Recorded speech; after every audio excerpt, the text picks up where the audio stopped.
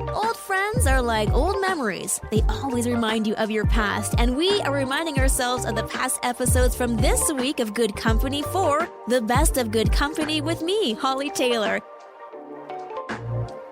I'm Hollie Taylor, and I don't know about you, but from about the 24th until yesterday, I don't know what day it was. I just knew I was genuinely in a food coma. So if that was you, but you had this general sensation that it was New Year's Eve or New Year's Day, and you were supposed to be making some plans and goals for this next new year, I'm kind of curious. Did you set any specific goals for 2024? We did something different as a family. I have a 7-year-old, a 9-year-old. My mom came out to visit. My husband and I sat around our kitchen table, and we just wrote down 10 things that we would like to achieve this year. And it was really cute just to see what my young daughters were looking to do this year. I mean, it was a lot more fun. They want to go to Six Flags, so they want to go back to Kingdom Bound. They had a blast there. They want to go to the zoo. So it was just really nice to see what they want to accomplish this year. So is there one thing that stands out for you, something you want to do this next year? Always text in. Give me a call. Would love to hear from you. 905-338-1250. I'm Hollie Taylor. Maybe you want to travel to Brazil where you can do some counting of the Guinness World Book of Record Tower of Popsicle Sticks. I know, right? Totally making my bucket list. But regardless, if you are like me, just joking about that and really not too excited about it, but kind of curious, you know that place where you're like, I would like to see how they did that. How would they be able to make a tower 71.1 feet tall out of popsicle sticks? How did they do this? Well, in an educational YouTube video out of Brazil, a couple of YouTubers did just that. They made a very tall structure just out of popsicle sticks. Now I'm wondering, did they have to eat all the popsicles? Did they how did this actually come to be?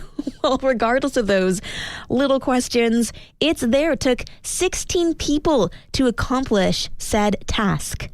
That's incredible. Now, here's the other cool thing is that the previous record was set last year in June in Raymond, Alberta. So Canadians held the record at a measly 41-foot, 1-inch tower. So the Brazilians took that number, increased it by more than 30 feet. Impressive. And yes, the structure looks phenomenal, and you can check it out on YouTube. I'm Hollie Taylor, and this is the month that traditionally people seem to feel a little bit more depressed. There's sad that some people are experiencing. We're getting our bills from December, which feel less than ideal, wishing we could erase a couple of zeros or move the decimal a little bit to the left. But no, it's life. So one way that we can cope is at least by dreaming up or planning for a trip, like starting to plan for the summer.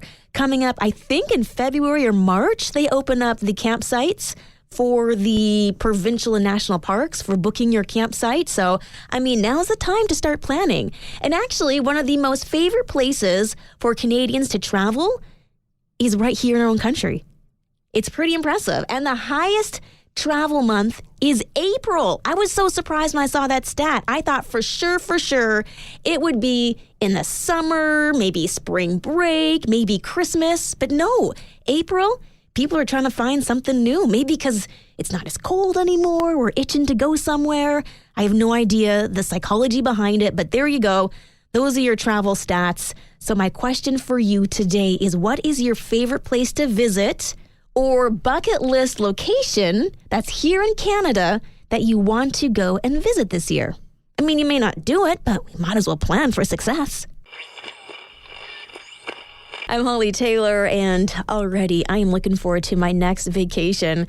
It was so good just to unplug and to get away for a little bit, even though getaway was just getting lost in movies on my couch, in my comfy and fuzzy Sherpa onesie.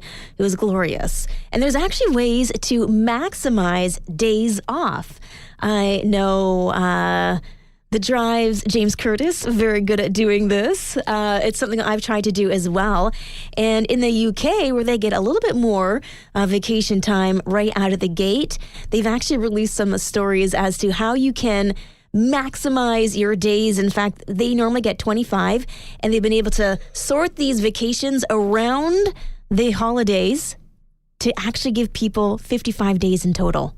Yeah, so how do they do this? Well, Easter this year falls on the 29th, so you can enjoy a very long Easter break. In fact, with only booking 8 days off, you can get 16 days off. Thanks to Good Friday, you got your Easter Monday, and just the way those holidays fall, you only use up 8 days, but you're getting almost, we'll say 2.5 weeks of vacation time. Not bad, hey? Or how about this one? In May, you've got your Saturday, May the 25th. You've got your Sunday, June 2nd. They've got other bank holidays. So essentially, by maximizing those long weekends, you have a short work week, you're using less days off, and you are getting more bang for your buck. So is this a strategy that you use? I feel like I should, try to do this a little bit more, but honestly, with kids, sometimes days off are because they're sick, and I don't really have control over that. So as I get older, I'm looking forward to taking advantage of ways to strategically take time off to get, 55 days when you're only booking off 25. I'm Hollie Taylor, and this year, maybe there is something that you are looking to learn. The conversation, new year, new you. Maybe there is something that you're thinking, yeah, I've always wanted to learn ... And maybe this is the year to do so. So what are some of those things that you would like to learn? I kind of want to learn more about this whole digital marketing side of things. Like, I know some stuff, but there's a lot going on now utilizing the internet and websites and social media and SEOs and CPQs and Niners. And, there's so many acronyms. It's hard to keep up. So maybe that might be on my list of things to expand my knowledge on. But what would you want to learn more about? Something you want to learn this year? Maybe it's a hobby, a skill. Maybe you want to learn how to read the Bible in a different kind of way, as there's different ways of studying the Bible. Text in 905-338-1250. You can also use that number to call us with the things you want to learn in 2024.